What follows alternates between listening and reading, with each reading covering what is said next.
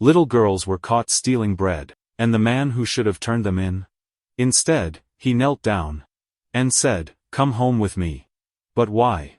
Why would a millionaire CEO risk everything, his company, his image, his legacy, for strangers from the street? What happened next will restore your faith in love, in second chances, and in the power of simply not walking away. Stay with me because this story begins with desperation, but ends with a miracle. But before we dive in, tell me, where are you watching me from, and what time is it right now? I want to know who's hearing this story, because this one might just change your heart forever. Ethan Blake stepped into the gleaming, chilled air of New York's most upscale grocery store, the sharp creases of his tailored blue suit slicing through the crowd like quiet authority, his striking blue eyes scanning shelves with precision, unaware that fate was about to pull him into something far beyond his polished world of wealth and order. With one hand tucked casually into his pocket and the other pushing a sleek black cart, he moved past organic fruits and imported cheeses, not noticing at first the two small figures lingering by the dairy section, their tiny fingers trembling as they awkwardly tucked milk cartons and egg trays into oversized coats far too warm for summer. It wasn't the act that first drew Ethan's attention, it was the way one of the girls nervously glanced over her shoulder, as if haunted, while the other bit her lip so hard it almost bled, and their mirrored blue eyes so similar to his late daughter's flashed for a moment toward him, then away. He paused mid-step, narrowing his eyes, unsure if what he saw was real or just a remnant of grief, but then he saw it again, milk slipping beneath a pink frock, a tiny hand clutching an egg box, hidden under a yellow one. He exhaled sharply and stepped forward. "Hey, what do you think you're doing?" His voice wasn't raised, but it was enough to make the girls freeze in place like statues struck by lightning. The pink-frocked girl dropped a carton that burst against the marble floor, and the other clutched the baby formula tighter to her chest, her lips trembling as she backed away until she hit the cereal shelf. Ethan's face hardened. "This is theft," he said flatly, pulling out his phone. "I'm calling the cops." At that, both girls crumpled to the floor as though the weight of the world had finally crushed them, their knees hitting cold tiles, hands folded like tiny prisoners of life. "Please, sir," the girl in yellow sobbed, voice thin and hoarse, "don't call the police. We're not bad girls, we're just so hungry." Ethan blinked, momentarily stunned, as the second twin, her hands shaking, eyes brimming with raw desperation, added, "We haven't eaten in 3 days, Mommy is sick, and our baby brother hasn't had milk since yesterday." The CEO's phone slipped slightly in his grip, his expression faltering as her words stabbed deeper than any business betrayal ever had. "Your mother is sick?" he asked slowly, his voice suddenly foreign, laced with something he hadn't felt in years, fragile compassion. The girl in pink nodded, swallowing a sob. "She can't move, sir. She had a big attack last week, now she just lies there and cries when we leave." Ethan's jaw clenched as a long-forgotten ache clawed its way to the surface, memories of hospital monitors and his own wife's last breaths rising uninvited into his mind. The store's overhead announcements blurred into white noise, and his heart thudded painfully in his chest. He knelt down, face to face with the girls now, seeing past the dirt smudges and frayed sleeves to the broken hope still flickering in their eyes. "Where's your father?" he asked, though dreading the answer. "He left last year," the pink girl whispered, looking down. "He said he was going to find work, but he never came back." Ethan felt the air leave his lungs. He stared at the scattered items around, their small shoesags, milk, baby food, and realized none of it was for them. It was all for someone else, their paralyzed mother, and their infant brother. They hadn't stolen candy or toys. They had stolen survival. Every part of his CEO instincts, protocol, legality, images screamed at him to stand firm, but something deeper, older, more human overrode it all. How old are you girls?" he managed. 8, they said in unison, as if even their voices were born together. He looked at their matching blue eyes, so much like his own daughter's would have been had she lived. His hands trembled now, not in anger, but in devastation. "I'm sorry," the yellow-frocked one whispered. "We didn't want to steal, but Mommy didn't eat yesterday. And our baby brother cried all night. We didn't know what else to do." Ethan's knees finally gave out beneath the weight of their truth, and he sank fully to the floor beside them, ignoring the curious stares of other shoppers and the confused store clerk frozen nearby. I thought I lost everything when my daughter died, he whispered to himself, tears gathering in his eyes, but I never imagined I'd find two angels starving just across a grocery aisle. For a moment, no one moved. Just the soft hiccups of two broken little girls and the silent sobs of a man who hadn't cried in 10 years.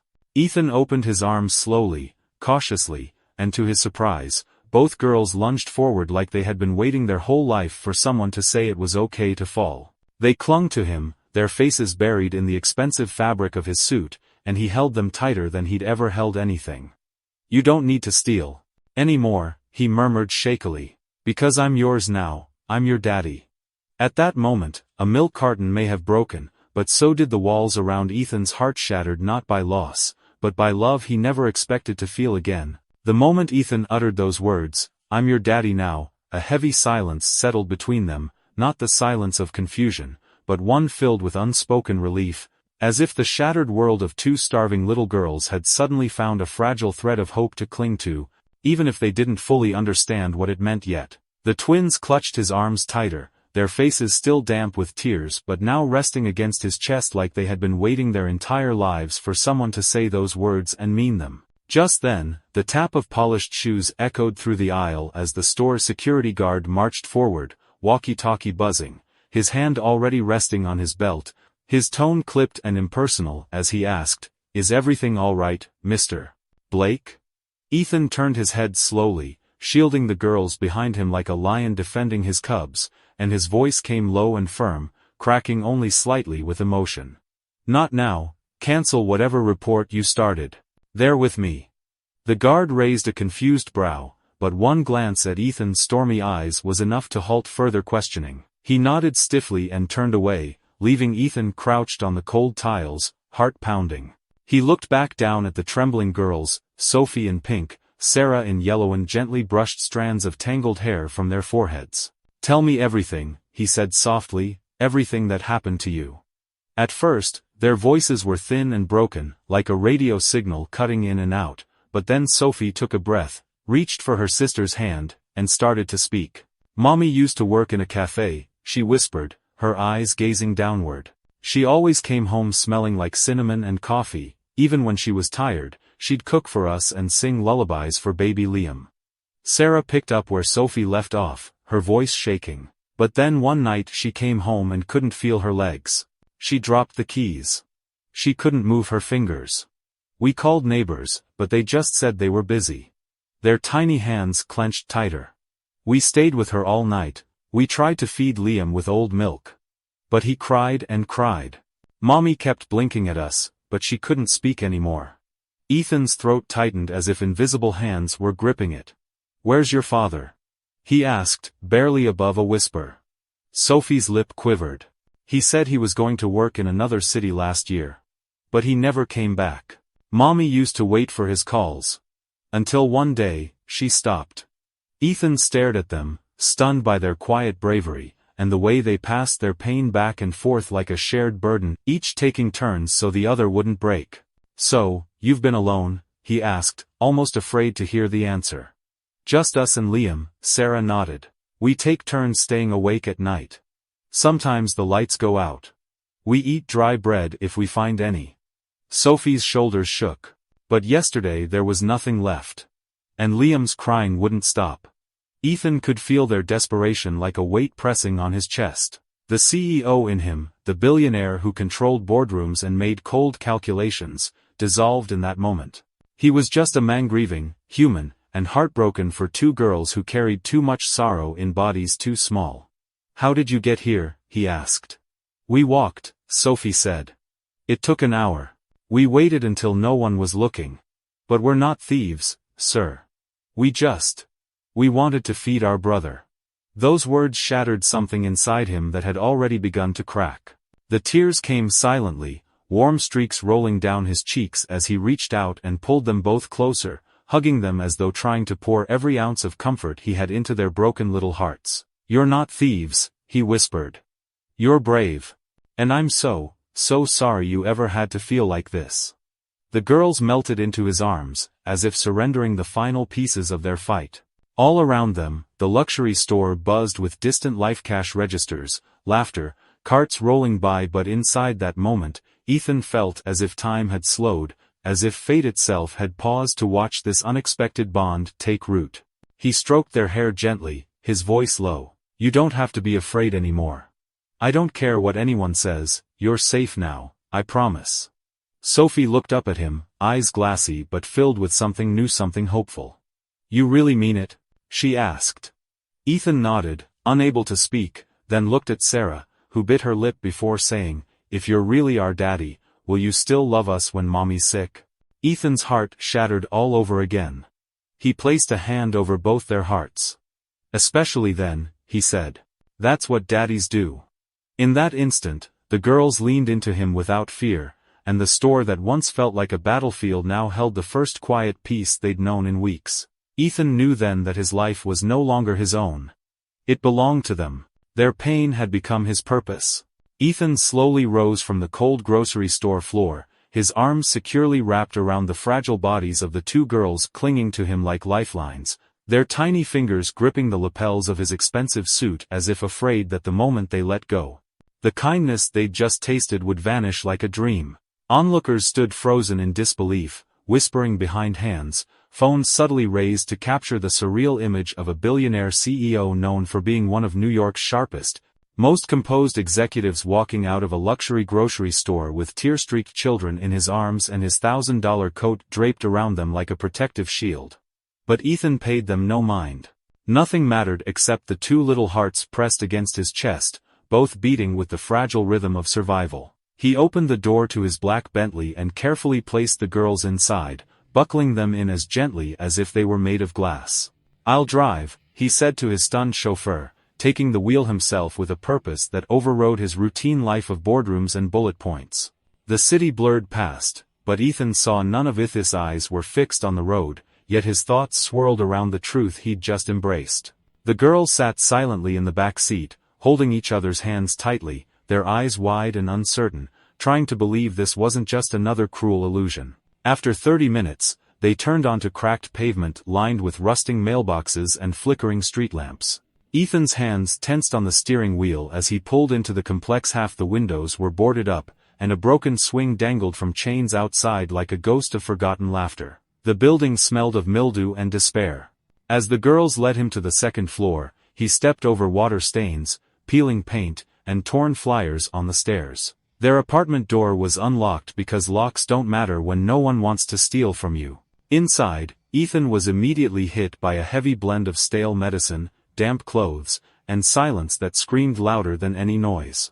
The air was cold, not from air conditioning, but from neglect. He glanced around the dimly lit room, a broken fan whirred lazily, a single flickering bulb hung from the ceiling, and on a faded mattress pushed into a corner, a woman lay almost motionless, her body sunken into the fabric like someone who hadn't moved in days. "Mommy," the girls whispered in unison, rushing to her side. The woman's eyelids fluttered, and her eyes moved slowly toward the doorway toward Ethan. Her face was pale, lips dry, and one arm hung limply off the bed. She couldn't speak, but her gaze begged the question. "Who are you?" Ethan knelt down beside her, his chest rising and falling as he tried to control the emotion boiling inside him. The silence was broken by a soft, pitiful cry from the other side of the room. A small bundle in a laundry basket wriggled weakly, face red from hunger, fists waving in frustration. Ethan immediately moved toward him, lifting the infant gently into his arms. The baby boy was far too light for his age, his cheeks hollow, his eyes dim with fatigue. Holding him sent a wave of grief and protectiveness crashing over Ethan's heart. "Shh, it's okay," he whispered, grabbing a nearly empty bottle from a table and gently feeding the boy the little milk that was left. As he rocked the child, he felt tears sting his eyes. This wasn't just poverty, it was abandonment. This wasn't just a broken home, it was a forgotten one. He looked over at the mother again, who blinked slowly, tears gathering in her eyes as she watched a stranger feed her baby because she no longer could. "Claire, right?" he asked softly, piecing together what the girls had told him.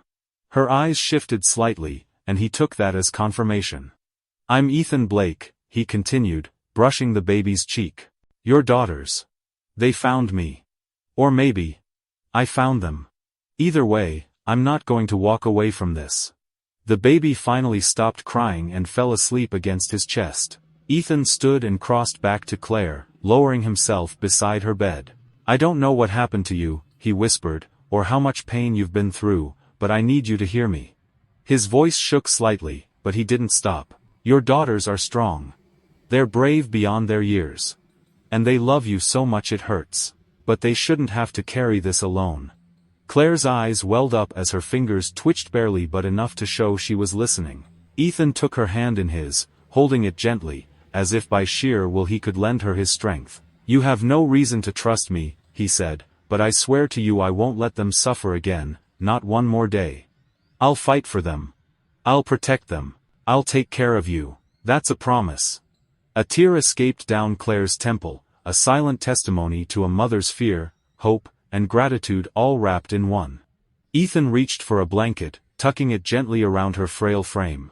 The girls watched quietly from the corner, arms wrapped around each other, not daring to speak, as if the moment was too sacred to interrupt. Then, Ethan stood and crossed to them. He knelt down, opened his arms again, and they ran into them like birds finding their nest after a storm. "Can we stay with you?" Sophie asked, voice trembling. "Always," Ethan whispered, burying his face into their hair, overcome with a new purpose that burned deeper than ambition ever had.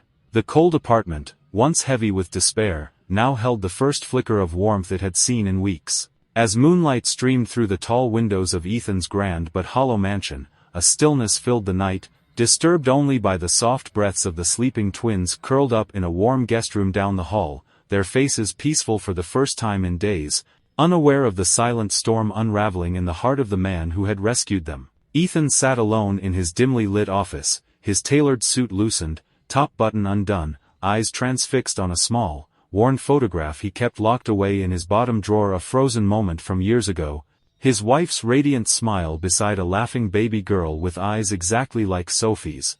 The photo trembled slightly in his hand, smudged with fingerprints and age, but what truly blurred it now were the tears silently spilling down Ethan's cheeks as memories surged like floodwaters. He remembered the laughter echoing through hallways, the first birthday cake he helped bake, the tiny feet that once danced on his chest in the mornings, all ripped away in a single moment on a rainy night, when fate had crushed their car and shattered his entire world. He hadn't cried at the funeral. Not even when he held the small white coffin. He had buried his soul beside them that day, poured his life into work, built empires to mask the emptiness, made millions while losing the will to be human. But tonight, those twin girls had cracked open a door he thought sealed forever. The way Sophie clung to his coat, the way Ella called him sir, with shaking lips, the way their story unfolded, it wasn't random. It was too raw, too personal, too painfully aligned with the ghosts he carried. Ethan leaned back in his chair, clutching the photo to his chest as his body trembled. He whispered into the silence, "I couldn't save you, but maybe I'm being given another chance, maybe saving them is saving myself." His voice cracked on the last word, the weight of years pressing down like anchors on his soul. He stood slowly, walked over to the window, and looked out into the night, where stars blinked gently over the sleeping city.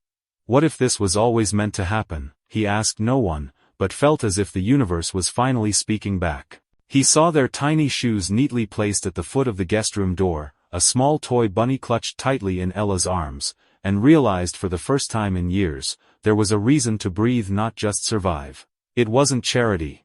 It wasn't pity. It was love, slow, blooming, aching love born not from obligation but recognition.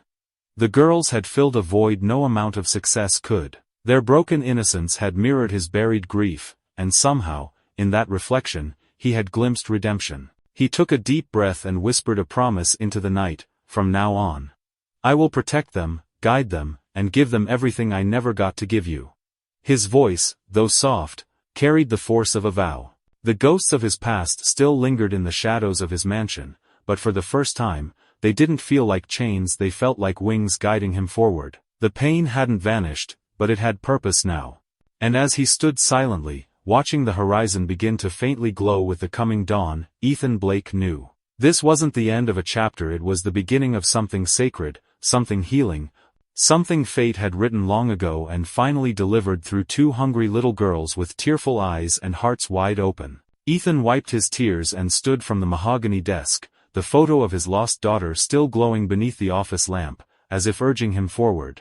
The next morning, he didn't step into his usual boardroom with his polished briefcase and cold silence. He entered like a man on a mission, heart blazing with a newfound purpose, and the moment he mentioned the words, adoption, and full medical sponsorship, the room of executives erupted with murmurs and unease.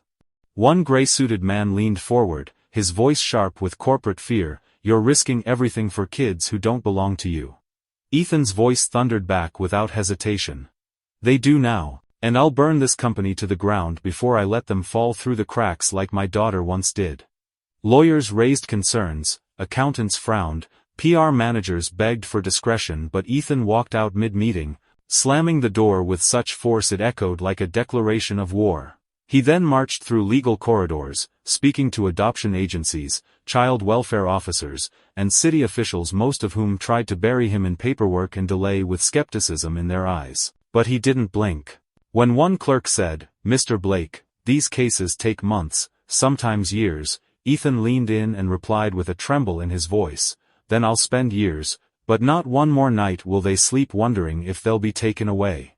At the hospital, he demanded the best neurologist in the state for Claire. When they said she was beyond hope, he countered, "She carried them this far. She deserves a second chance." With blank checks and burning conviction, he overrode insurance protocols, bypassed red tape, and ensured Claire was moved to a private recovery suite with state-of-the-art care. Meanwhile, tabloids caught wind of the story, "Millionaire CEO takes in thieves." Headlines mocked him, stockholders panicked, and whispers crept into every corner of the corporate world.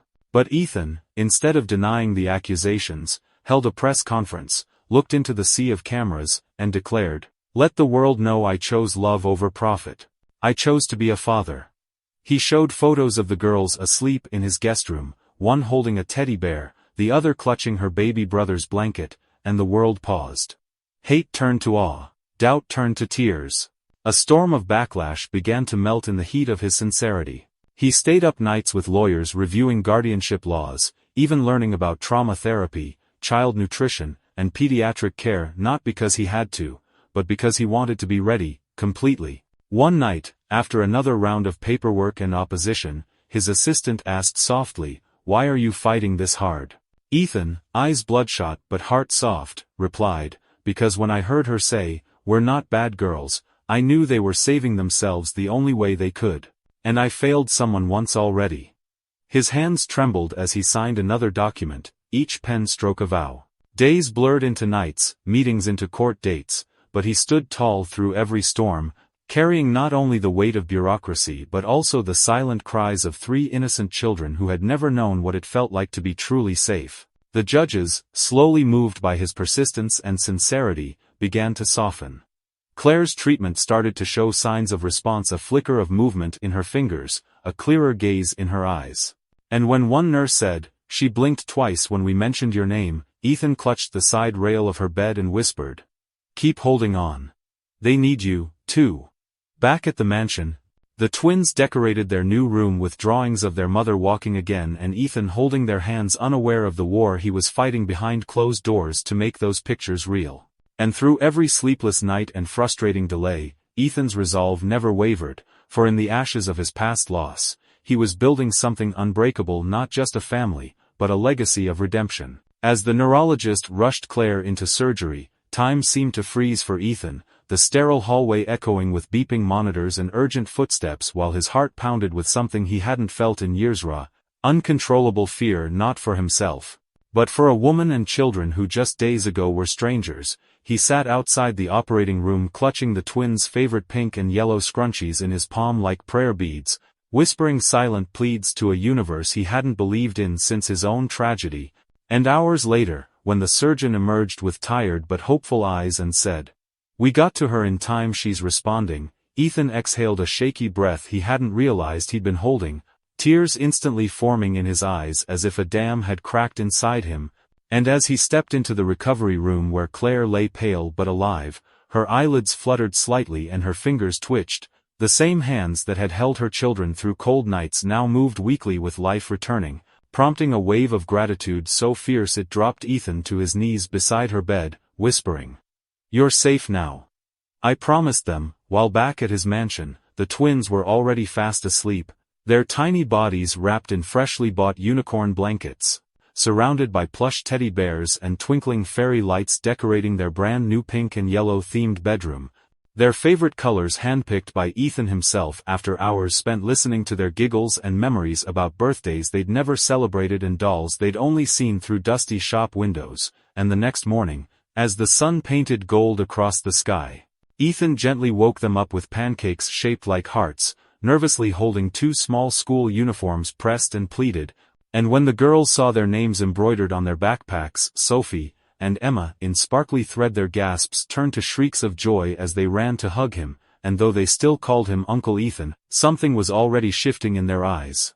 Something deeper than gratitude, something like love beginning to bloom, and as he dropped them off at their new prestigious school that afternoon, walking through marbled hallways lined with children who'd never known hunger, Ethan felt the sting of every judgmental glance, but stood tall, proud, a former shell of a man now carrying purpose on his shoulders. And later that night, while he tucked them in and told them a bedtime story, his own made-up tale about a dragon who turned into a father to two lost princesses, Sophie held his hand tightly, looked up with uncertain but shining eyes, and whispered so softly it almost broke him, "Daddy, can I call you that now?"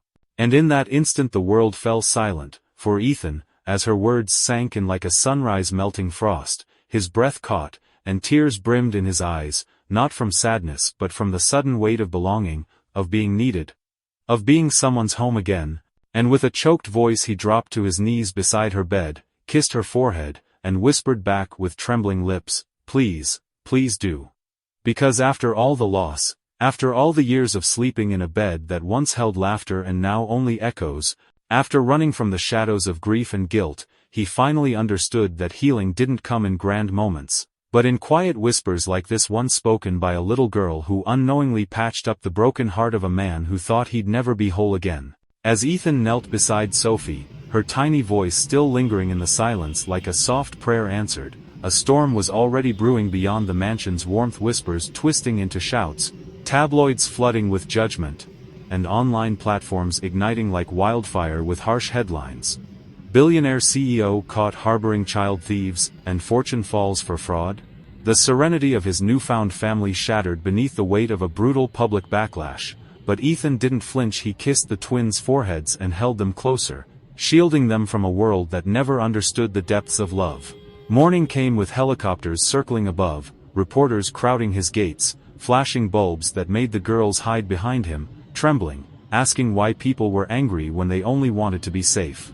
Ethan silenced the media circus with a single glare, and drove to his office, not in his usual armored SUV, but in the same car he'd picked them up in, a symbol, now, of something far more powerful than wealth. Inside, the boardroom was an icebox of stares and stiff suits, voices raised, papers slammed. "You've compromised the company's reputation." One snarled, while another spat, "This isn't a charity, Ethan, it's a billion-dollar enterprise." Yet none of it moved him, not even the demand that he step down, until someone muttered the words that broke something deep inside him, "You're risking everything, for two nobodies." Ethan stood slowly, eyes blazing but voice calm.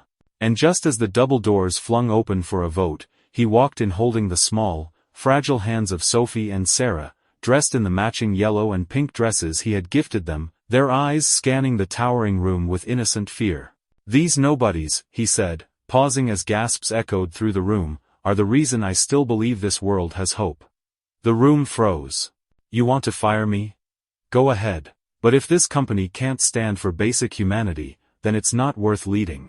A hush swept across the long polished table, disbelief dancing on the lips of executives as the girls clung to his legs. One by one, cameras flashed. One by one, hearts softened. The live stream went viral within minutes. Hashtags flipped from hate to heart. Number Ethan the human, number Daddy with a difference, number CEO who cared. By sundown, the stock began recovering, calls poured in from around the world, donors, schools, hospitals, even other CEOs offering help, all inspired by a man who chose compassion over convenience. That night, back at home, Ethan found Claire awake in her hospital bed, her voice raspy but eyes brimming with gratitude as she watched the news playing on the screen beside her. "You did this for us?" she whispered, tears streaking down her pale cheeks. Ethan leaned in, his own eyes moist. "No," he said, voice cracking. "I did this because loving them healed something in me I thought was broken forever."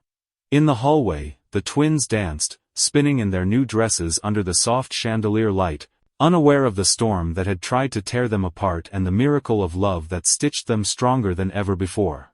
As the echoes of silence from the shareholder meeting faded into the night and Ethan stood tall beside the little hands he'd refused to let go of, the weight of the world somehow felt lighter, but his heart still carried a prayer only fate could answer. Back at the hospital, the sterile white room where Claire lay, dimmed under the soft hum of machines and blinking monitors, began to feel warmer as her fingers twitched for the second time that day, her eyelids fluttering open to unfamiliar surroundings until the voices of her daughters, giggling down the hall, poured into the room like sunlight through a long-closed window.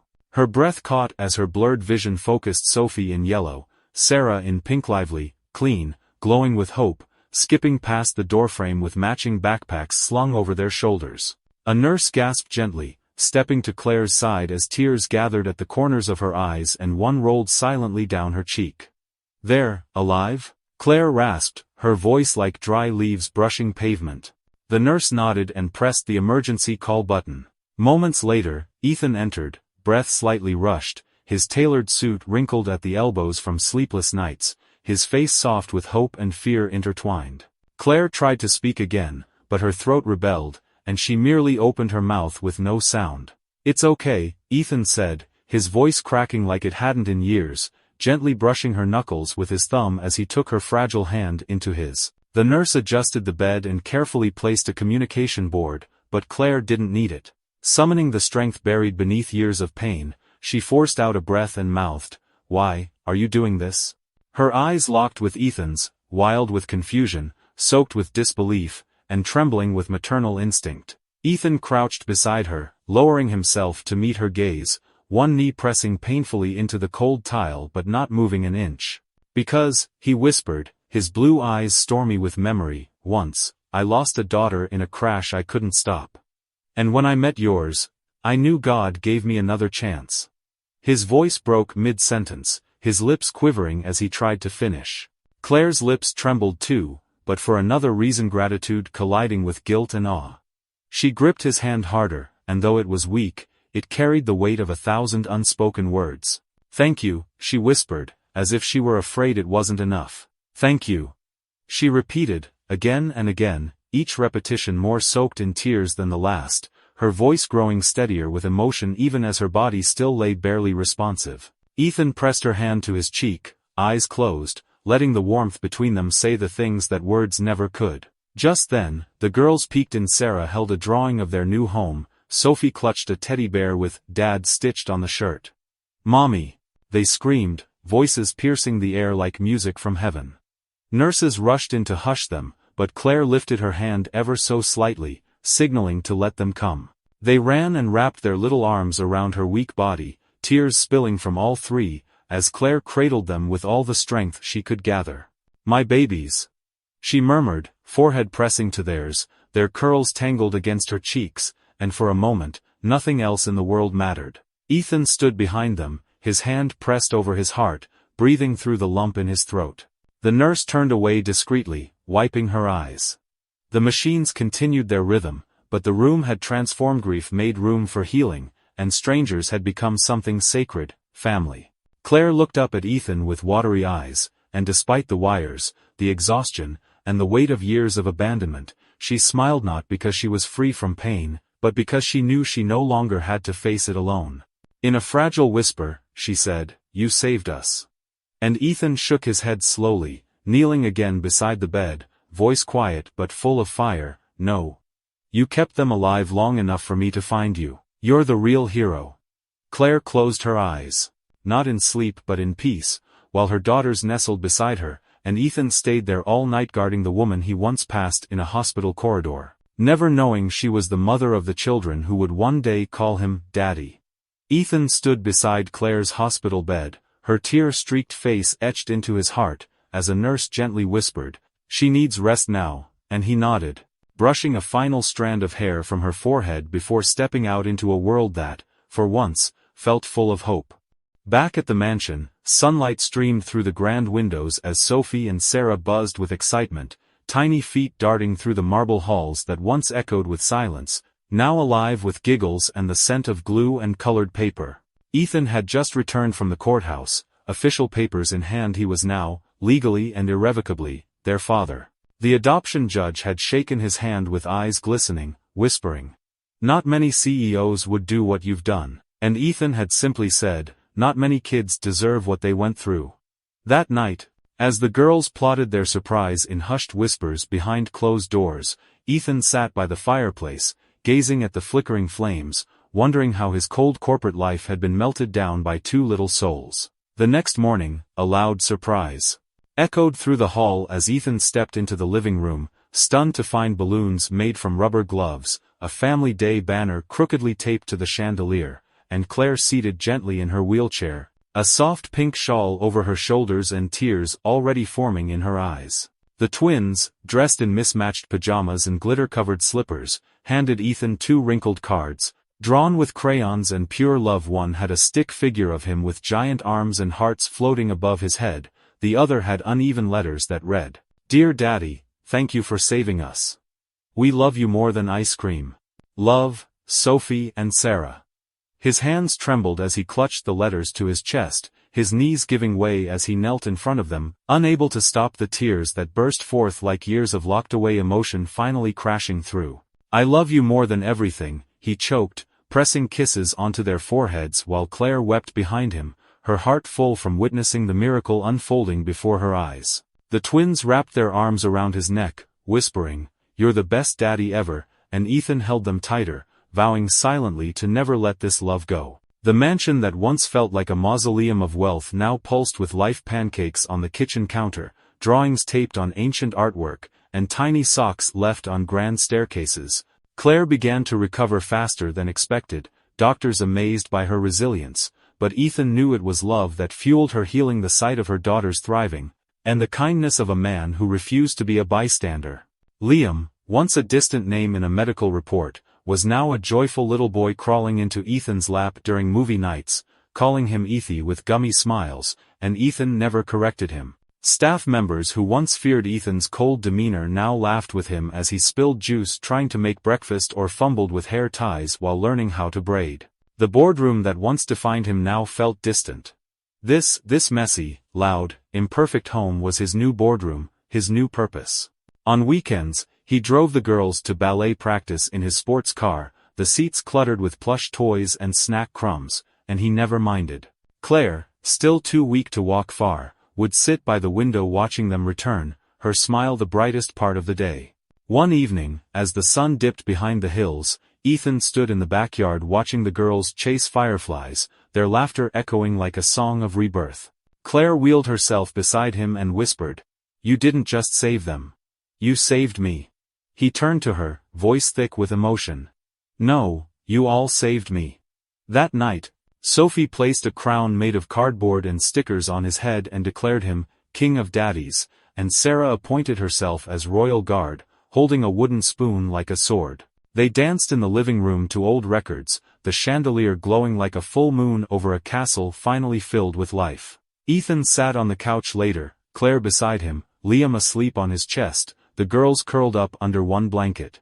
"They've given me more in weeks than I've felt in years," he said softly. Claire placed her hand over his and whispered, "That's what family does." The fireplace crackled softly, and for the first time, Ethan didn't feel the weight of being a CEO, a man of status, or a name in a headline. He felt like a dad. The cold marble floors were now scattered with puzzle pieces and toy cars. The echoing halls were filled with lullabies and bedtime giggles. He kissed the sleeping twins goodnight, tucking their cards safely into his bedside drawer, knowing he'd read them every night until the ink faded. As he turned off the light, he looked up and whispered, "Thank you, God, for the second chance." Outside, the wind rustled the trees gently, as if the world was finally at peace. The mansion, once haunted by silence and shadows, now overflowed with warmth as Ethan stood in the garden where the twins' crayon-written letter still hung in a frame by the hallway. "We love you more than ice cream," a daily reminder that sometimes the smallest hearts write the deepest truths, and exactly 1 year after that letter made his knees buckle and his soul heal, he stood beneath the soft golden lights of a stage built not for profit, but for purpose, unveiling the banner that read, "Sophie and Sarah's Hope, a foundation rooted in pain, resurrected in love, and destined to cradle every child who ever felt invisible, every mother who ever cried silently into her pillow at night, too tired to scream."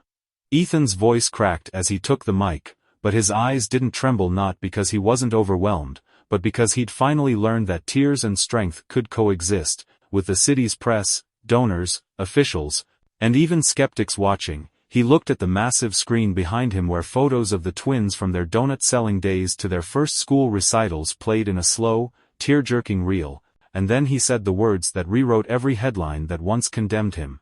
"No child should ever have to steal just to eat. No mother should ever suffer in silence, begging life for one more breath, and no heart should ever harden so much that it forgets how to love." And there was a hush, like the universe itself paused to listen, as Claire, once motionless in a hospital bed, now appeared behind the curtain, not in a wheelchair, not held by nurses, but walking on her own legs, slow but proud, fragile but unbroken, holding a bouquet of white lilies in one hand and hope in the other. The twins, in matching pink and yellow dresses adorned with glittering hearts, saw her and screamed, "Mommy," as they leapt from their seats, raced past stunned attendees, and wrapped their tiny arms around her legs with squeals that rang louder than the applause to come. Claire trembled, not from weakness but emotion, and Ethan, caught between awe and reverence, stepped forward, his suit sharper than ever, but his eyes glistening like a boy seeing his hero. He reached her, offering his arm silently, and she took it with a smile that carried years of grief, gratitude, and forgiveness all at once. Together, they faced the audience, and the crowd, unable to contain the swell of emotion, rose to its feet in waves of clapping, cheers, and tears. Reporters who once labeled the twins thieves, now held their mics lower, humbled by a story too human for sensationalism. Ethan, still holding Claire's hand, knelt down as the girls leapt into his arms, one on each side, burying their giggles into his chest. The cameras clicked, not as intrusions this time, but as testaments to a moment that would inspire millions, and as the sun dipped low and painted the sky with hues of promise, Ethan whispered to the girls, "Everything changed because you found me," and Sophie, tilting her head like always, replied, "No, Daddy. You heard us when no one else did," and Sarah added with her hands on his cheeks, "You were our miracle, even before you knew it," and Claire, with tears rolling freely now, nodded and whispered, "You didn't just save us, you became us." And Ethan, for once, had no words, only a chest heavy with gratitude and a heart that beat loudly enough to drown every past regret. That night, the Foundation's website crashed from too many donations. Letters poured in from children across the country saying things like, "Can I come live with you?" and "I want to be brave like Sophie and Sarah," and even CEOs began pledging resources, not for press, but to be part of something that felt more than corporate, something that felt like redemption. In the weeks that followed, the mansion became a sanctuary for more than just 4 people. It welcomed volunteers, storytellers, and children who never had beds of their own. Claire started painting again, her brush now steady, her canvases filled with skies bursting with light and families holding hands. Liam, no longer a distant brother, became the Foundation's youth advisor, reminding Ethan that pain can turn into purpose. And Ethan, who once measured life in deals and deadlines, now ended his days reading bedtime stories with 2 sleepy heads on his shoulders, a mug of cocoa on the table, and no need to rush anywhere. The house laughed, it cried. It breathed because it had finally become a home, not built of marble, but of memories, and on the 1-year anniversary of their first meeting, Ethan returned to the exact spot where he'd once seen 2 little girls selling donuts with trembling hands, and he left a small box there with 3 items. A photo of Claire smiling with the twins, the first donut the girls ever made in their new kitchen, and a handwritten note that read, "From this corner, you gave me everything I didn't know I was missing. Thank you for saving me." And with that, the man who once walked alone, now walked away with family at his side, legacy in his hands, and love lighting his path forever.